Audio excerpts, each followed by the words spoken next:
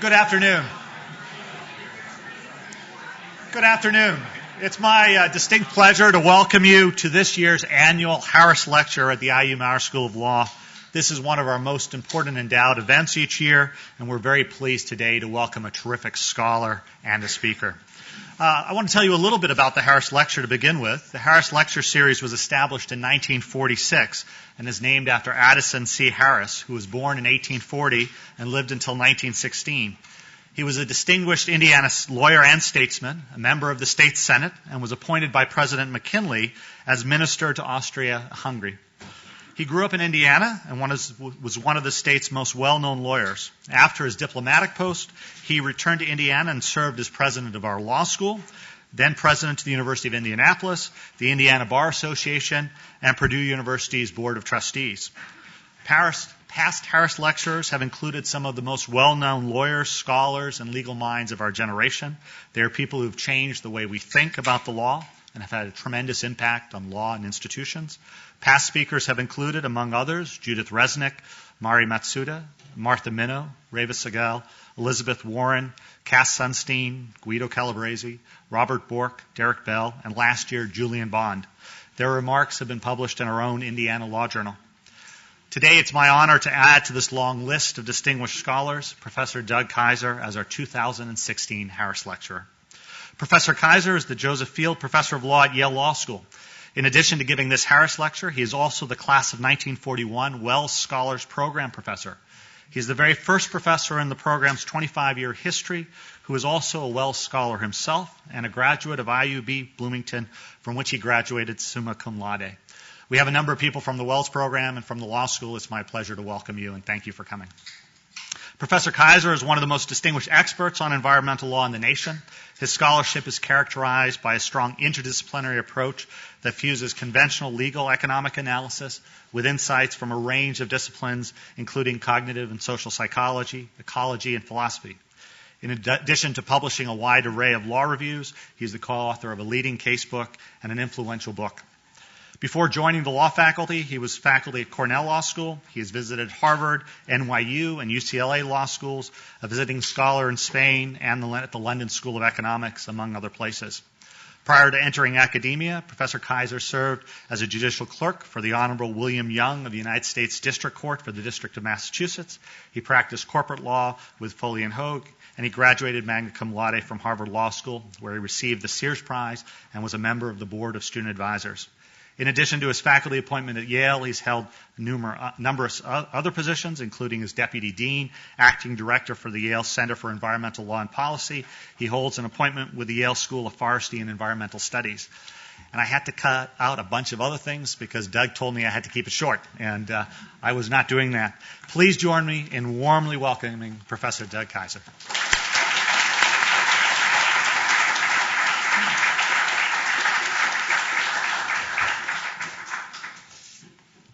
Thank you, Dean Parrish. It is a real honor to have been invited to give this year's Harris Lecture, and I'm deeply grateful to Dean Parrish for his support in making it possible. As he mentioned, I was an undergraduate here in Bloomington a couple of decades ago, and wherever I've gone since, I've always felt a strong sense of gratitude and respect for this university. The highest ideals of higher education find expression right here on this stunning campus, in the teaching and research of these brilliant faculty, and in the knowledge and commitment of these incredible students. Now, before I start the lecture, I'd also like to thank and acknowledge my co-author on the project on which this lecture is based, a Yale Law student named Matt Ampleman. And finally, I'd like to thank my parents, Charles and Cherie Kysar, who made the trip down from Greenwood, Indiana, to be here today, and more important, who were instrumental in guiding me to choose IU for college some 25 years ago. I won't say all the advice they've given me in life has been spot on, but that one was a winner. Okay, that's enough of my Midwestern story. The lecture today concerns another, less fortunate, but far more intriguing and revealing Midwestern story. The story of Zanesville, Ohio resident Terry Thompson. Through an examination of Thompson's life and tragic end, I hope in this lecture to raise questions regarding how we conceive of property, community, and the stewardship of life. Terry Thompson had built a kingdom. His 77 acres of farmland hosted a shanty village of crates, cages, lean-tos, and shelters that housed 56 non-human exotic animals. Of those animals, 2 bears lived in an empty pool basin. A tiger roamed the nearby lawn. Inside the brick farmhouse that Thompson shared with his wife, Marion, 3 macaques groomed themselves in a dirt-floor den. Surrounding the monkeys were motorcycle parts, vintage guitars, and a collection of 133 firearms, including an unregistered semi-automatic rifle and 8 other guns that violated federal laws. Wedged between Kopchak Road and a stretch of Interstate 70, the Thompsons' kingdom held a wealth of subjects that was inimitable. Their kingdom was equally precarious. In 2008, federal agents from the Bureau of Alcohol, Tobacco, and Firearms breached the gate of the property and affixed a red laser sight on Terry Thompson's chest. Rushing to the back of the house, the agents found Marion, naked as she changed clothes between feeding different species of animals so the smells would not carry. The week prior, Thompson had threatened a U.S. Department of Agriculture inspector. Bragging about his gun collection, Terry promised he would shoot anyone who stepped foot on his land. Thompson did not fulfill that promise. Instead, he was overwhelmed by the ATF raid. 3 years later, he was convicted and sentenced to 12 months imprisonment on firearms charges. 18 days after his confinement ended, Thompson released his animals from their prisons, cutting bolts and destroying fences on the cages to ensure that the animals could not easily be recaptured. Then, Thompson fired a bullet through his throat. The chaos that followed was well documented and heartbreaking. With the concurrence of Jack Hanna, celebrity zookeeper and director emeritus of the Columbus Zoo, officials organized a hunt to bring down the animals one by one. As the night progressed, surreal dispatches from the heartland garnered unwanted international attention for Zanesville. The audio recording of an improbably calm elderly neighbor who called 911 to report, "We live next to Terry Thompson, and there's a bear and a lion out." Highway warning signs worthy of magical realist fiction. Photographs of the limp carcasses of lions, bears, wolves, and other once fearsome creatures neatly arrayed for accounting outside the barn on Thompson's property. After 17 hours of response and rescue work, the cadavers of 18 Buckeye Siberian tiger hybrids lay on the rain-soaked property, along with dozens of other slaughtered animals in a display of embarrassment to the excesses of what was known as the Muskingum County Animal Farm. What this saga says about property, community, chaos, fear, and love is remarkable for its broad relevance. Far from exotic, the story highlights conceptual matters that are foundational to law and living, that motivate decisions and actions with profound consequences, yet that escape our mental grasp. Such matters include the presumed distinction between a category of living beings considered persons and a category of ownable things. The aim of the liberal political tradition to somehow promote with equal verve both liberty of action and security from harm. The paradigms of ownership and stewardship that compete for dominance within property law theory and that purport to characterize, in distinct ways, the rights and obligations of owners. The juxtaposition of democratic self-regulation and technocratic managerial control as alternate rather than interdependent modes of governance. Our human love of wild animals, our desire for closeness with them, even as we fear their lethality and try to contain it within cages. And ultimately, the grand dialectic of control and chaos that laid tracks that October night in Ohio. Although studied in this lecture through a singular Midwestern tragedy and a seemingly idiosyncratic area of law, these conceptions are emblematic of fundamental conversations about the place of property in society. Lacking satisfactory intellectual coherence, they nonetheless persist, and they reach toward a greater understanding of the nature of community and why, in Terry Thompson's case, the community ruptured and failed. Start here. With whom are we in community? More so than regard for public safety, attention to the Zanesville massacre was motivated by an outpouring of grief and concern over the loss of the Thompsons' animals, a motive that is premised on what we might call the unspeakable kinship that humans hold with non-human animals. The kinship is unspeakable because our very language tends to prefigure a distinction categorical in nature between human and non-human animals. To even describe the relation is to do violence to it. Regard and respect for non-human animals became an unmistakable theme during and after the Zanesville event. Many reporters asked why the animals were not tranquilized and recaptured, a humane alternative that officials like Hannah had deemed too risky under the circumstances. Television journalist Diane Sawyer later led Hannah to admit that the event would haunt him for the rest of his life, even as he held firm to the view that no other route of response was viable during the crisis. For months afterwards, animal lovers around the world would call the Zanesville 911 hotline to curse and berate the dispatcher for her perceived role in the massacre. Closer to the scene, Marion Thompson revealed her filial connection to the animals by pleading, "Please don't take my babies." Hannah reportedly secured her consent to the removal of the few remaining live animals by promising, "I will take care of your children."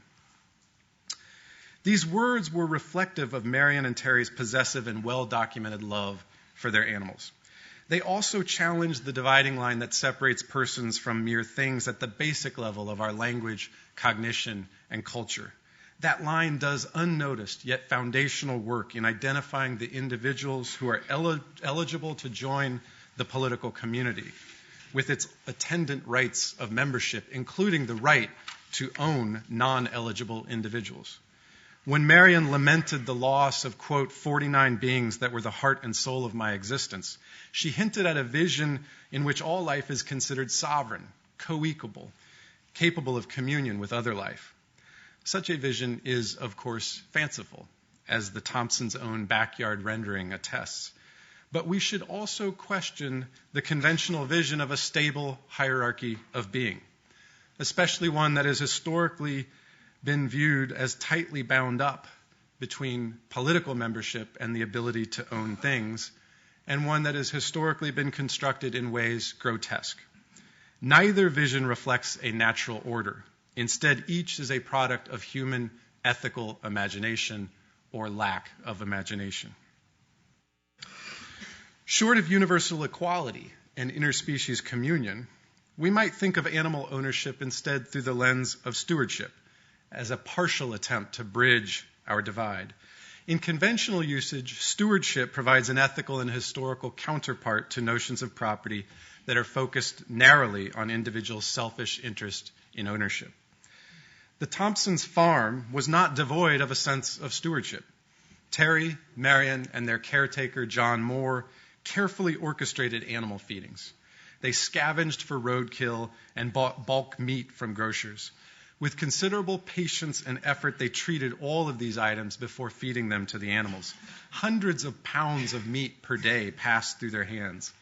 They did so to nourish and satisfy each one of their flock, and to do so in a way that prevented the animals from acquiring a taste for fresh meat. Such an effort necessarily entailed an aspect of service and stewardship, and it was done for, if not a community good, at least a benefit that surpassed the Thompsons' private property. Their collection provided some excitement to the town and some recognition as well. The animals had been displayed with celebrities on numerous national TV shows. Closer to home, the Thompsons often showed smaller animals at 4-H fairs, schools, and other children's events. Still, Thompson was a divisive and often feared member of his community. Repeated instances of animal escape were mere nuisances compared to Thompson's threats to those who dared to cross him.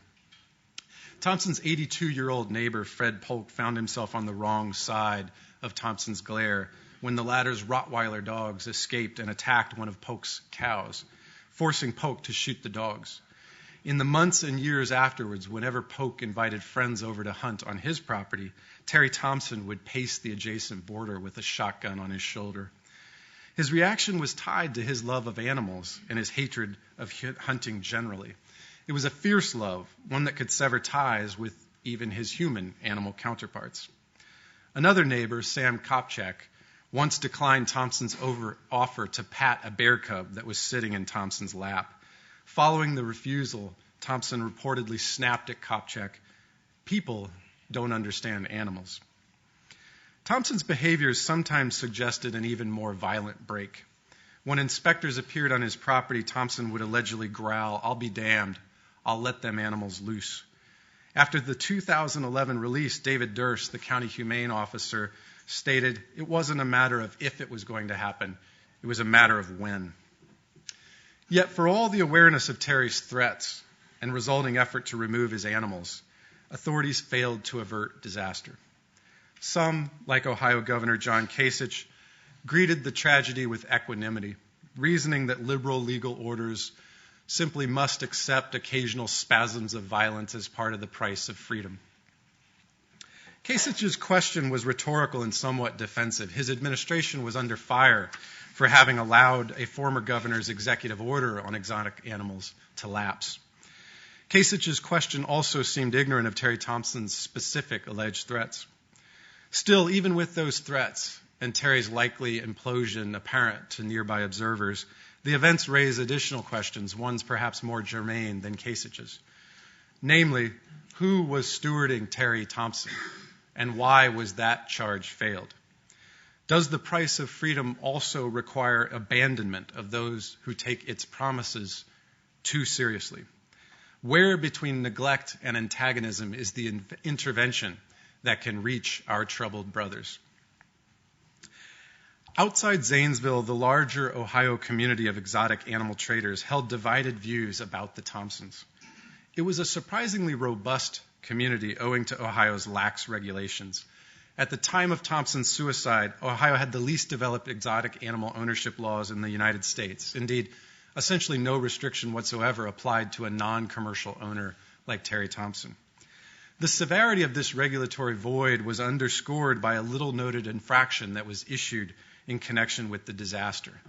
Late on the evening of Terry Thompson's death, as word of the events spread, 5 young residents from a nearby town drove to the Thompson farm and surreptitiously loaded one of the fallen beasts into the back of their Jeep Cherokee.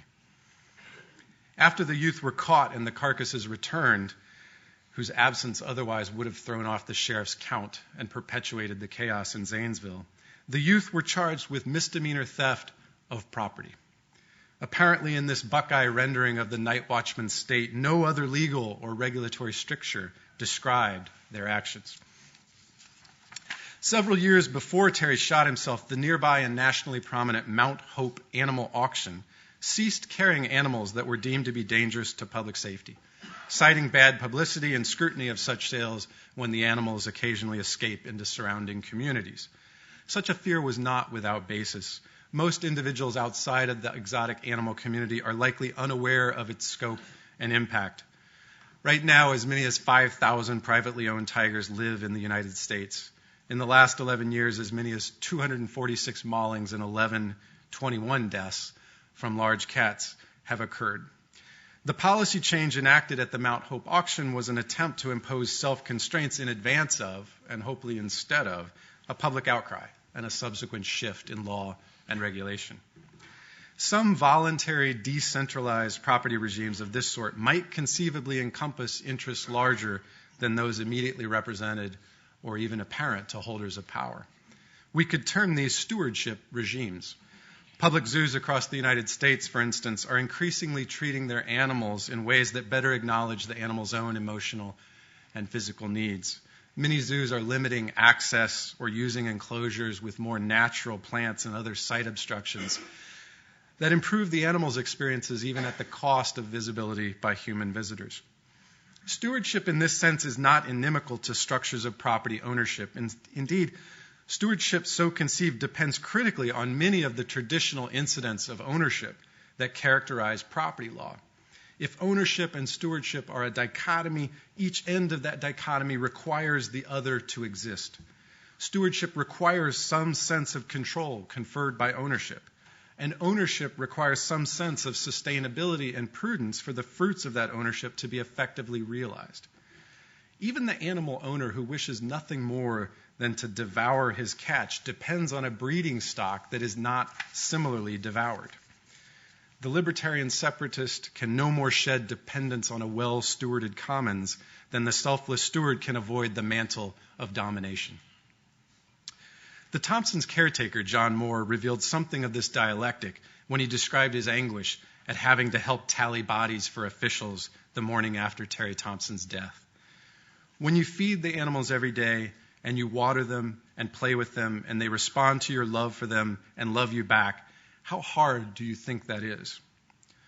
Moore's words speak of stewardship in pursuit of shared existence and requited love, even as the animal's need for feeding and watering reveals their subjugation under human ownership. This is not to say that the Thompsons' kingdom lacked intimacy. In local footage aired later on ABC News, Terry's seen giving his hand to a black bear who mouths on it as if it were a pacifier. Marion was known to let one of the celeb-crested macaques share her bed at night.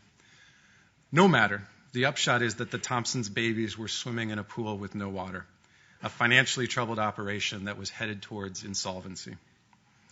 At his death, Terry had nearly $70,000 in unpaid taxes outstanding, 56 exotic animal mouths to feed, plus the mouths of other animals and dogs, his farmhand to pay, and his own needs to attend to. Many commentators, including Jack Hanna and Terry's sister Polly, came to view Terry's final actions as driven in part by his financial straits. With this burden in mind, Polly Thompson offered the unsettling vision of Terry at the end of his life, looking at every animal, thinking, how am I going to do this? She envisioned him standing on that hill thinking, nobody wants me, as if he were occupying the same position that his animals did before he acquired them, orphaned and out of place in the peopled communities of rural Ohio. True or apocryphal, these visions mirror a deeply troubled Thompson who failed as a steward in spite of, or perhaps hastened by, the efforts of local authorities. Thompson's later years were ones in which the state's tendrils extended repeatedly and deeply into his life. He was visited 35 times by the sheriff's office prior to his death. The ATF covertly tracked him through an informant.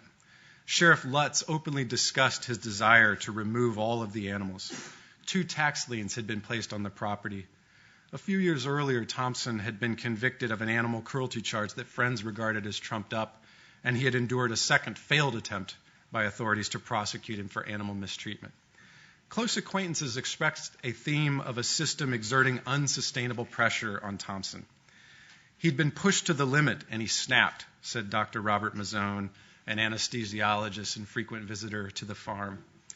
Terry was driven to the point where he didn't have any other way out, said Max Perdue, a longtime friend. To offer another way out, the state of Ohio may have, and did later, focus its legal efforts on preventative regulation rather than post hoc interventionist measures. Adopted in the wake of the Zanesville Massacre, Ohio's new dangerous wild animal law now requires surety bonds or liability insurance in order to raise financial barriers to entry for the ownership of exotic animals. In addition, the law requires pre-existing owners to register their animals, pay a substantial annual permit fee, embed microchips in the animals' bodies, own sufficiently sized and equipped shelters, and demonstrate proof of appropriate training and knowledge regarding the safe care of the animals. Owners can avoid these new regulations by seeking accreditation with the private guilds of the Association of Zoos and Aquariums or the Zoological Association of America. In practice, this meant that people like Terry Thompson would have to get big or get out. Accredited zoos demand much more infrastructure and cost than Thompson's threadbare operation. Without an exemption, owners would see their collections steadily dwindle through death or confiscation. Anticipating the law's effects, the state of Ohio constructed an animal containment facility to house seized exotics at a cost of nearly $3 million. The era of Terry Thompson's was coming to an end via regulation. Those unwilling to yield control would have it wrested from them. Aggrieved exotic animal owners filed a lawsuit in 2013 seeking an injunction against the new Ohio law and a declaration that its requirements violated constitutional rights to speech, association, property, and due process. The plaintiffs argued that the law's onerous permitting requirements, coupled with the exemption from those requirements for accredited members of zoo organizations, compelled them to subsidize the speech of and associate with groups that they deemed objectionable. The plaintiffs lost at both district and appellate court levels. At the appellate level, the court was quick to rule that the zoo association exemptions did not exert an unconstitutional pull, given the availability of some other regulatory compliance exemptions, such as the exemptions, which the court did not acknowledge were useless to plaintiffs, the exemptions for circuses or for educational institutions that have an exotic animal sports mascot. Nor did the requirement to implant a microchip under the skin of living animals constitute a compensable physical taking of private property, given that it did not, in the court's view, involve government occupation. Instead, the regulations were viewed as being akin to other instances in which the state simply requires tagging, labeling, or equipping property in some fashion without actually occupying it. This result seemed ordained to the court, notwithstanding testimony from plaintiffs' experts that some elderly animals could likely die from the anesthesia procedure required in order to implant the animals with microchips. To the appellate panel, the possibility of an offensive physical occupation just did not register. Giorgio Agamben's notion of bare life here finds vivid illustration. Excluded from subjecthood, exposed to bodily violation, rendered perfectly legible to the state, exotic animals under the new regime are perfectly assimilated to the property form, no different from the digital wafers inserted under their skin. Indeed, the animals hardly seem to be animate property at all, let alone sovereign lives capable of holding secrets the state cannot know. At trial, the state's experts testified at length regarding the public benefits of microchipping and traceability, focusing on issues of identification, containment, and disease control. Plaintiffs' experts, in contrast, emphasized the potential pain and health risks to the animals themselves. Here, as elsewhere, epistemic debates purportedly rooted in science and empiricism seem also to work as theaters for the expression of social values, anxieties, and commitments. Dr. Stoll, the state's expert, confident that he could anesthetize a 16-year-old African lion even though he had never even personally examined the animal. He represented technocratic expertise and all those who see their position validated and enhanced through its authority. The plaintiff's expert, Dr. Joanne Green, in contrast, represented the relatively, and in some cases legally, voiceless. Dr. Green sought to validate the wisdom and experience of the plaintiff caretakers by dismissing a need for technocratic tracking devices. Speaking of plaintiff Cindy Huntsman and her two big elderly cats, Dr. Green opined that the state's prescription would be cruel and unjustified. This attempt to speak for the voiceless necessitated a response from the state's experts, one of whom confidently claimed, "I have microchipped many animals who didn't even notice anything was happening." Now, the philosophical problem of other minds, and in this case other minds, was here on full display. Unlike philosophers and scientists, however, the legal system cannot withhold judgment pending further evidence and analysis, even with respect to unanswerable questions. Through the conjuring magic of burdens of proof and standards of review, plaintiffs' claims failed, as did their appeal. A request for a rehearing was denied by the Sixth Circuit, after which plaintiffs presumably accepted, albeit with regret, that the rule of law had definitively ruled against them. They had been forced to surrender control to the sovereign. Now, on a deep level, Terry Thompson never surrendered complete control. But as do all of us, he did surrender control through a lifetime of organized encounters. In the modern state, and in most any social organization we can imagine, surrendering control is necessary to coexist with one's peers. On the first motion, we surrender partial control to our families and our local communities. On the second, we surrender control to political organizations. In the modern state, we yield to a third, surrendering control to technocratic agencies, admitting we do not have enough information, expertise, or time to oversee those who make decisions nominally on our behalf. This line tracks technocracy as the outgrowth of democracy rather than the enemy of it. Technocracy marks a collective surrendering of control amidst complexifications that are made possible by the very social systems over which we once asserted direct democratic control. The night watchman state so well gestates freedom that it must thicken and adapt to tame its offspring. It is perhaps because of these multiple surrenderings that the desire for dominance over one's possessions can be so strong. Not only material dominion, but one's sense of selfhood may be at stake. The freedom to build one's own creative kingdom is nowhere in the Declaration of Independence or the Constitution, but it can easily be seen to emerge from the rights enumerated in those and similar documents. To many of Thompson's ilk, the threads of life, liberty, and property do not separate. Indeed, property ownership is arguably a necessary element of identity formation in modern societies. Terry Thompson and others sometimes take this identity and property to impressive and highly visual proportions, given the nature and the size of their collections. Thousands of buyers and curiosity seekers showed up at the Thompsons' farm when Marion held an auction of her deceased husband's collection. The role of property accumulation is not trivial. It shows a creative control that is more than just a means to a utilitarian end. Still, when creative control is the primary or only end of one's acquisitiveness, destruction can arise as the impossibility of complete control becomes apparent. Thompson's taste for acquiring unwanted animals grew disproportionate to his resources. As his collection grew, the guiding force of Terry's habits seemed to be empire building rather than caretaking. Those who transferred their exotic animals to him were reportedly distressed by the ramshackle operation. The acquisitions, although done for the promise of care, were driven perhaps by Terry's penchant for oversized risk-taking. He was also a speedboat record holder, and he was rumored to fly his crop duster plane below a local highway overpass. As evidenced by his frequent statements to that effect, Terry had destruction in mind as a creative pathway for a long time. The day before he released the animals, Thompson told John Moore he had a plan to address his problems, adding, "You will know it when it happens."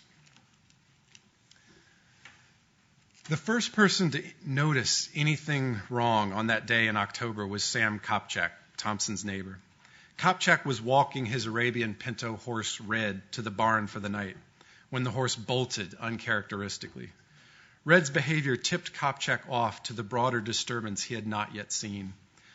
Horses in the nearby field circling proximal to the figure of a bear. The equine maelstrom was an omen. After securing Red in hand, Kopchak turned and started walking to the barn. He froze. An African lion stood 15 feet to his left, its face against a wire fence. Kopchak and his horse made it to the barn, walking briskly and calmly. It was the exotics that lost in this game of composure. When officials arrived, they began tracking down escapees one by one. A lioness was shot under a neighbor's porch after it bared its teeth at Deputy Jonathan Mary, its pursuer. Likewise, a black bear charged Mary and Fred Polk's driveway and was shot and killed at a distance less than 20 feet.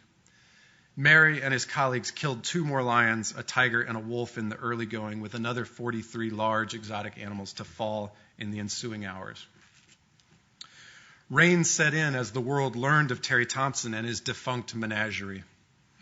The sheriff's men hunted into the night a scared and disoriented flock of animals meant for other lands.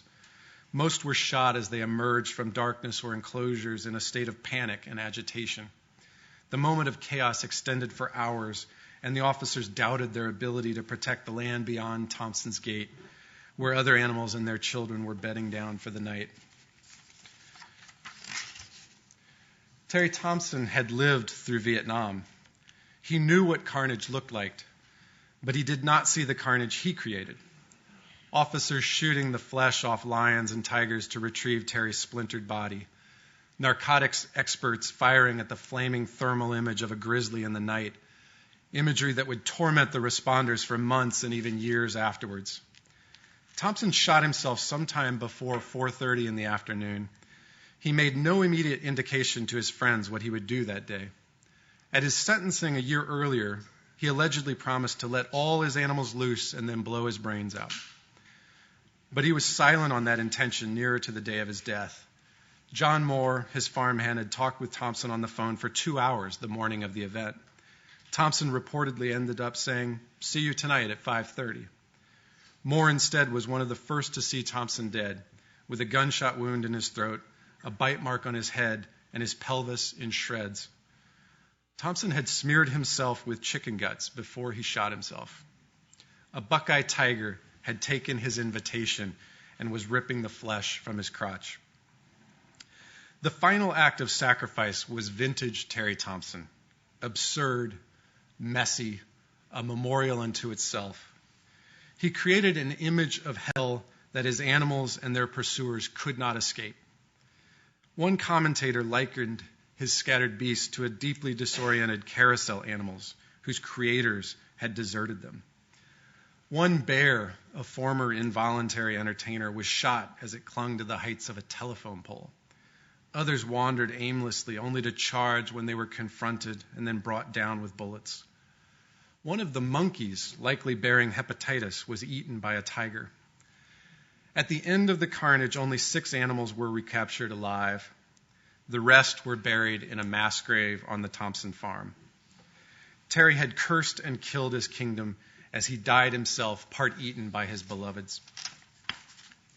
Perversely Christ-like, Thompson's chicken gut surrender is barbaric in a way that only animal sacrifice can echo. Fresh raw meat of any source claims a wildness most of us are not prepared to accept as nourishment. Thompson became that wildness.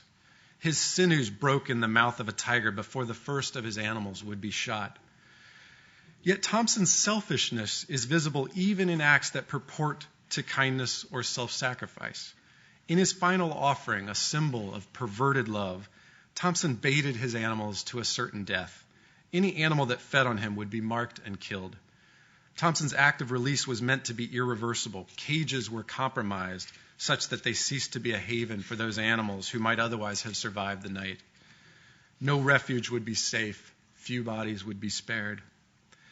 Terry's distorted vision of a unified kingdom, a mutual domain of human and non-human animals, was premised on denying his animals those things which he possessed: autonomy, property, and environs he could shape to his desires. Their environs were derelict cages in muddy fields, a continent and an ocean away from the terrain where most of their species originated. Even in releasing the animals, Terry exercised creative, destructive control. Although they walked free for a matter of hours, their fates were sealed. Although they ate of his flesh, they did so at his direction. Stewardship and ownership need the wisdom and control, respectively, of each to meet the goals of either. And the other oppositions present in this story: freedom, security, democracy, technocracy, love, fear, order, chaos. Those also are complex and intertwined. Behind walls of apparent order, destructive pressure builds. In loving truly, we render ourselves vulnerable to fearsome pain and disappointment. A successful democracy could not function without deferring some decisions to unelected minds. Freedom from harm requires limitation on one's own and others' actions. Those limitations are themselves a type of harm. Real violence, for example, was perpetrated on Terry and Marion during the government's ATF raid. Thompson failed to limit himself in ways that were necessary to keep his beloveds in his life and he in theirs. He did not operate by the rules of his neighbors, guilds, or government. Years after his death, it was Marion who put their house in order, who fought for and won the return of the remaining living animals, while Terry's ashes rested in an urn emblazoned with an American flag. His collection of guns was not only illegal but inordinate. His penchant for antics betrayed a sense of defiant separatism. When Thompson was released from prison, he bought a bicycle from Walmart and rode it 85 miles home rather than call a friend or a neighbor for a ride. That decision echoed his walk home in a rainstorm from a local airstrip after Vietnam when he returned home, a veteran. He was an isolated soul who has chosen not to play by the rules. His story calls us to consider how we reach those in universities, in workplaces, in small towns, and in backwoods who choose self-immolation over self-limitation. How do we alter the paths of those who risk self-destruction and violence when they feel unfree? Terry Thompson can teach us where and how stewardship fails, when it operates ignorant of societal or physical limitations, when the sovereign expressions of life, any life, go unacknowledged, when pride relinquishes responsibility to others out of spite. And the responses to Thompson's actions also teach us how stewardship may move forward, with greater complexity and attention to the needs of others, with heeding of self-limitations required for healthy relationships, communities, and political systems within which we may sometimes feel encaged, with recognition that such self-limitation is actually necessary for any self-possession that can genuinely exist. The slide into dysphoria had been long in the making for Zanesville. In the aftermath of the event, some of Terry Thompson's neighbors recalled portents.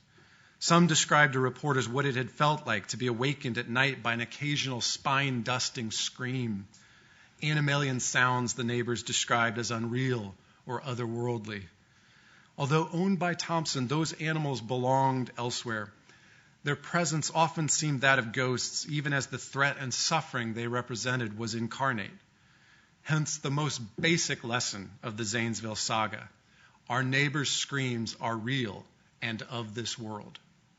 Only in language and other models can suffering be external. The less basic lesson is harder to voice. Violence is not expunged from legal ordering, even when premised on stewardship. But violence accompanied by recognition and respect is not reducible to chaos. Consider again Ohio's new law. By requiring fulfillment of stringent animal welfare standards, the law moves toward a set of modified property rights that takes into account a larger sphere of interests, those of non-human animals, previously treated as any other kind of ownable chattel.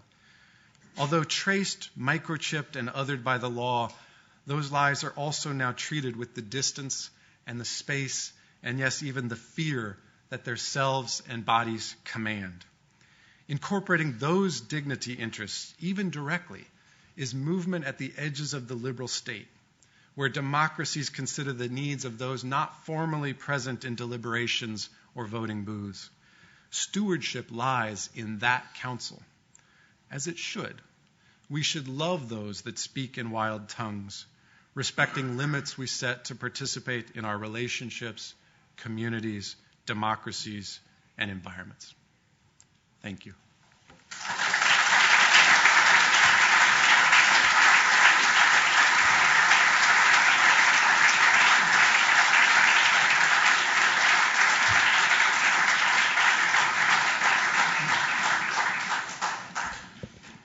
So I know some of you will have to rush off to classes at 1 o'clock, but I think we might have a few minutes for questions or comments, discussion, if anybody is interested.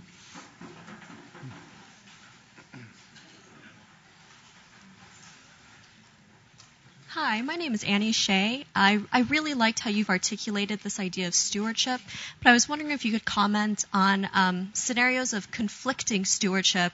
For example, the Oregon standoff, you have the BLM conflicting with grazers and cattle ranchers there, and just how that can work out better.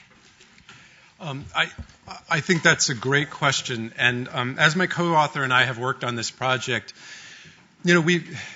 we've tried to kind of reverse the usual academic approaches, which is to start in mind with some sort of theory or model and then apply it to an existing problem or an existing story. And in this case, we've actually tried to do the reverse. We've just tried to lead with the story and tell the story as empathetically as possible from all the relevant perspectives: Terry, Marion, the government, Jack Hanna, the animals, everybody. And try to see if any lessons emerge from the story as opposed to kind of trying to force narrative order onto the story. So I can't necessarily offer any insight that we could port over to another kind of conflict. Although I will say that as we've written the paper, we've had very much in mind things like the Oregon standoff, or things like gun violence, or the heroin epidemic that has suddenly kind of surfaced for national attention, or even hoarding, which is kind of oddly captivating on reality TV, but which is exactly indicative of some suffering, some mental suffering, though we don't treat it as such when we watch Lifetime Channel. I would say that there's something very worthwhile for law professors, law students, and others who are kind of relatively at elite levels in society. There's something very worthwhile in looking at those conflicts and trying to understand them empathetically from the point of view of the aggrieved, even though the aggrieved in some cases are violent or are otherwise troubled. When order breaks down like that, I think it breaks down in particular ways, right?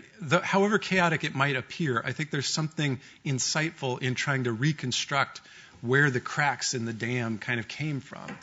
And the feeling of oppression that's being expressed by the Oregon ranchers or by Terry Thompson, that feeling is genuinely voiced. And law ought hear that, right? Even if law ultimately decides, as Ohio did, we don't want people owning tigers and bears in their backyard. And we, as a polity, have decided collectively we're going to suppress the interest of the minority who want that privilege. Even when we do so, we ought express regret and recognition that others' sense of flourishing is being curtailed. I think if that happens, then those folks are less likely to want to exempt or exit in a kind of fit of violence. Even if you lose in the political game, your sense of commitment to the ongoing conversation is enhanced if your interests are respected even as they're denied. What do you think? Is that hopeful? You could even extend this discussion. I mean, a number of people have questioned whether continuing to house animals in zoos is a humane thing in terms of the quality of life they experience. And I mean, they're not in cages like Terry Thompson's, but... I think absolutely. I mean, I think there is a deep and genuine question about whether that is a collectively ethical practice for us to engage in. It's dwarfed in scale, though, by confinement of animals for, livestock production. There's 30 billion pigs and cows on the planet right now who otherwise would not have existed but for their usefulness as a source of protein. And those 30 billion lives, right, are their nuclei of suffering, of pain.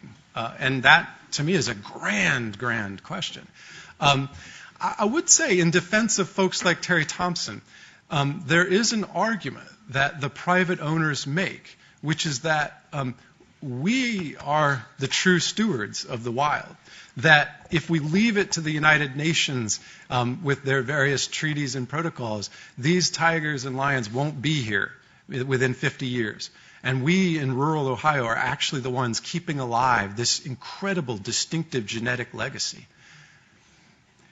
They sincerely hold that view. But it combines with a weird sort of, or an unexpected libertarian sensibility, right? So there's a group called Rexano, Responsible Exotic Animal Owners of America. And Rexano fiercely defends the idea that exotic animals are property and nothing else. They're very, very wary of legal efforts to grant subjecthood to animals because they view that as the camel's nose under the tent, in which their animals are eventually confiscated, and then they have to depend on outside forces, on officialdom, to steward life, and they don't trust officialdom.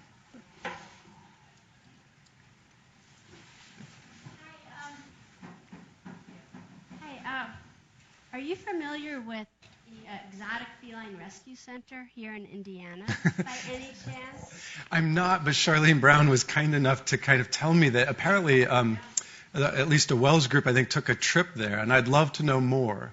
Yeah, so one thing I thought made me think about in terms of just the pros, benefits of such entities is it is a magical, amazing place we have nearby. And so our two sons going to the public schools here, especially in first and second grade, would make trips there, raise money for the care and support of the exotic wild cats.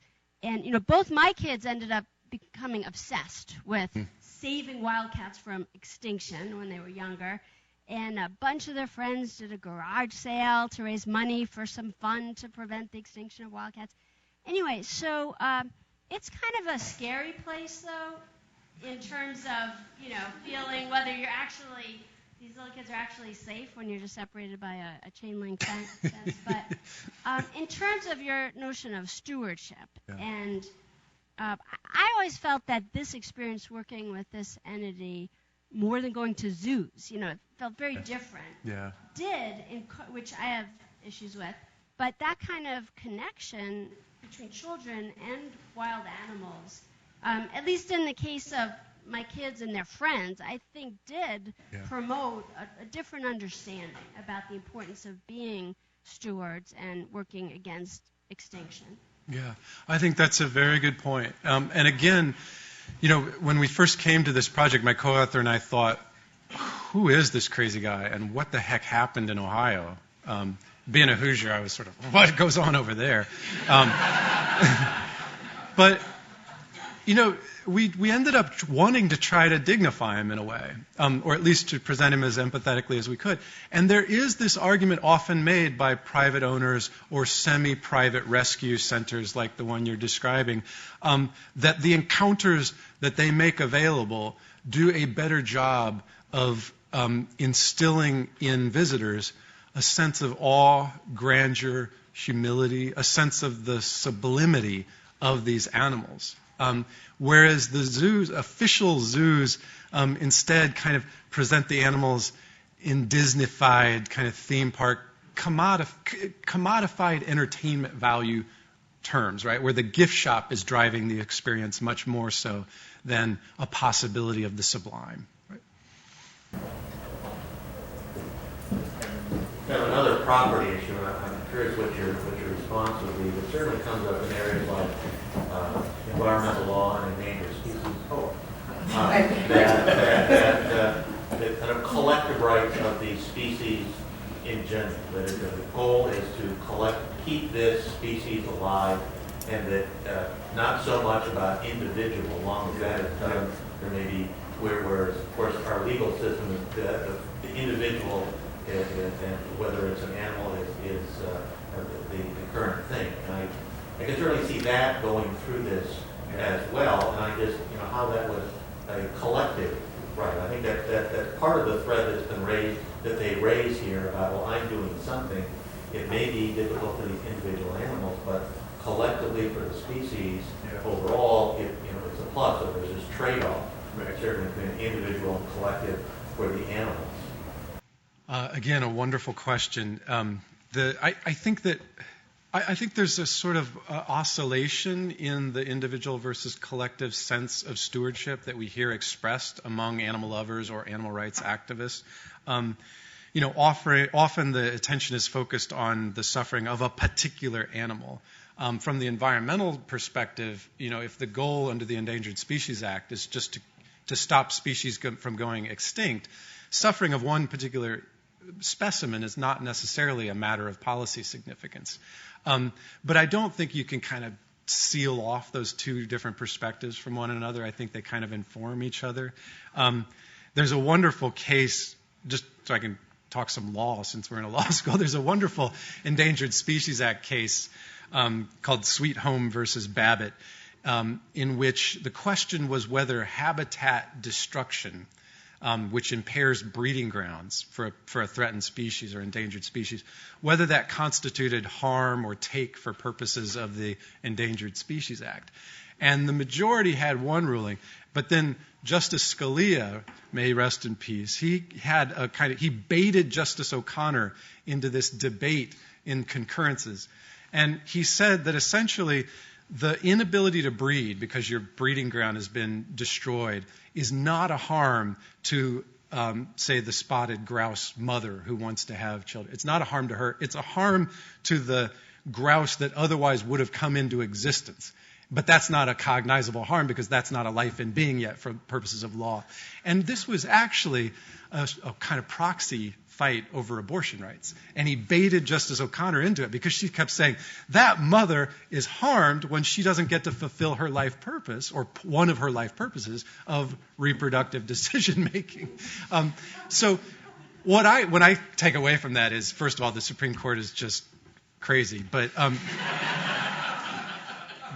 also how our kind of fixation on the liberal individual conception of autonomy and self-decision making and control, that frame is just like, it's mutated and it's just taken over. It's just like it's gotten out of control if we're thinking about endangered species preservation in those terms. John. I wonder if I could bait you into it. I'm kind of curious about how your idea of stewardship would work with, say, vulnerable or incapacitated human animals. In other words, how does that help us think about our relationship with such individuals, where I think we already have some sense that this is a person who has certain needs and rights, but obviously we're trying to adjust those for their own good or the good of others. Yeah. Most famously, Peter Singer, in his Animal Liberation book, used this kind of analogy to say that, look, liberalism has in the past had reprehensible periods in which human lives and beings were not acknowledged as legal subjects, right holders. But then he tries to present it as this inevitable expansion of the sphere of interests, and we'll let women vote and we'll abolish slavery and we have a Disability Rights Act, and the next step is let's start respecting animals. And I'm always uncomfortable with the analogy, even though I invoked it in one of the slides today. I'm very uncomfortable with it because I'm not convinced that we'll necessarily use the analogy to ratchet up protection for animals or ratchet down protection for other groups. In other words, I'm not sure that history has an inherent unidirectional progressivity. And I say that, because we're soon going to have genetic engineering technologies, right? Like, CRISPR 2.0, technologies that will give us an extraordinary technical capacity over the traits and attributes that a life and being will have. And because in our liberal political tradition we have this kind of history of using trait assessment or attribute assessment as the test for membership. Can they reason? Can they suffer? Do they have language? Like whatever it will be. I hate to say it, and I don't want to end on this note, but I'm not necessarily sure that we'll use our capacity for control and technical prowess in ways that, don't, lead to the deliberate creation of classes of beings that don't qualify for protection. Right. So on that, dystopian note, can anybody save us? Oh, good. Yeah. So the Zanesville incident certainly speaks a lot. We've learned a lot from our perspective on the concept of stewardship. But I was wondering whether you'd had the chance to talk to any of the people that were kind of affiliates of Thompson or people there in the Zanesville community, and whether or not their perceptions on stewardship or kind of exotic animal ownership as a whole had changed as a result of this incident. Well, that's a very good question. I haven't spoken to anyone with that question in mind, and maybe I should go back and do so. Some of the associates of Thompson have written their own memoirs, and Marion Thompson is purportedly in the process of writing a memoir. But there's the Rexano group that I mentioned before has kind of they've used it and sort of very vociferously doubled down on their view, their kind of libertarian view that these animals ought to be thought of as private property. And the argument that they've made is that there is no recorded instance of a privately owned exotic animal harming a human where that human was not either the owner or a consensual social visitor to the private property. Even in the case of Terry Thompson, and this is actually quite extraordinary, even in the case of Terry Thompson, no one was harmed except for one of the deputies who lost hearing in one ear from firing so many shots. That's remarkable. So you could look at this as either one of the worst mass shootings in U.S. history, if you're an animal lover, or as a kind of miraculous triumph of public safety. But their argument is, from the liberal John Stuart Mill harm principle perspective, the state has not really met its burden of proof that we should be deprived of our property and our liberty, and that the Terry Thompson event was just a completely kind of sui generis, non-repeatable disaster. Please join me in thanking Professor Black.